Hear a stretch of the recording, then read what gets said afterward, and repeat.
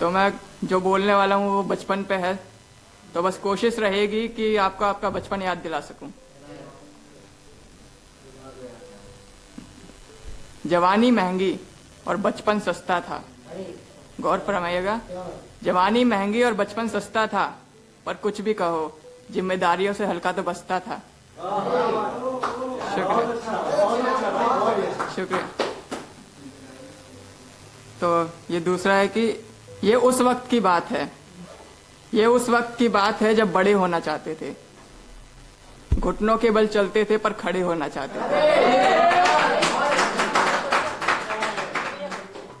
लड़खड़ाते कदमों से चलते थे, कभी गिरते तो कभी संभलते थे। आज जो बाइक पे हवा से बातें करते हैं, एक वक्त था जो साइकिल चलाने से डरते थे। शुक्रिया।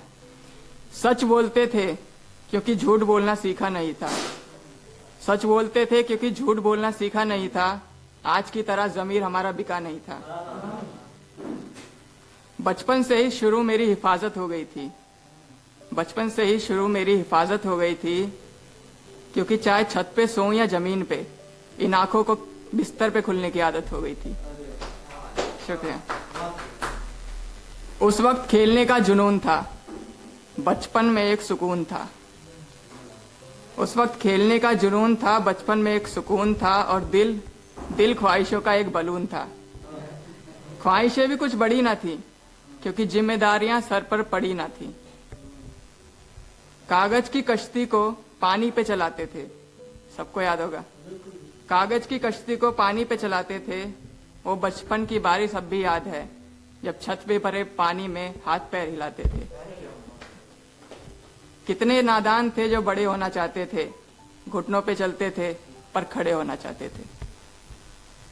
तो ये अगला मैंने शायरों पे लिखा है कि शायर यूं ही नहीं लोगों की दिलों की दास्तान पढ़ते हैं, जमीन पे बैठ के आसमान पढ़ते हैं। शक ना करना उनकी दलीलों पे, शक ना करना उनकी दलीलों पे, वो हमेशा सच कहते हैं क्योंकि वो इंसान पढ़ते हैं। शुक्रिया।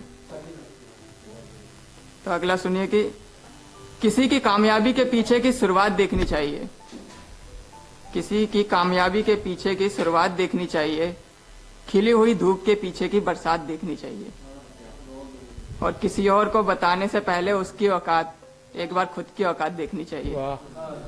शुक्रिया शुक्रिया। तो ये मैंने लिखा था मेट्रो पे।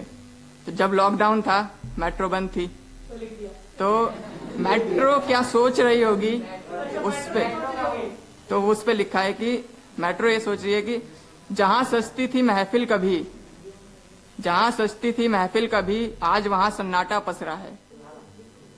ये शहर जो बर्बादी की कगार पे था, अब वापस बस रहा है।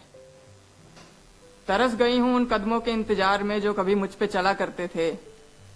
कुछ मिलने आते थे अपने महबूब से, तो कुछ उनको देख के जला करते थे। शुक्रिया। मेरा मानना है कि रिश्तों के बीच कभी गुस्सा आ जाए पर खामोशी नहीं आनी चाहिए। तो इस पे 2 लाइनें लिखी हैं कि कभी कभी गुस्सा रिश्तों की कड़वाहट को धो देता है, क्योंकि गरजने के बाद अक्सर बादल भी रो देता है। शुक्रिया। तो अगली 2 लाइनें कि अंदर के शोर को लिखता हूँ, बाहर के सन्नाटों को लिखता हूँ, अंदर के शोर को लिखता हूँ, बाहर के सन्नाटों को लिखता हूँ। मैं जब भी कलम उठाता हूँ अपने जज्बातों को लिखता हूँ। शुक्रिया।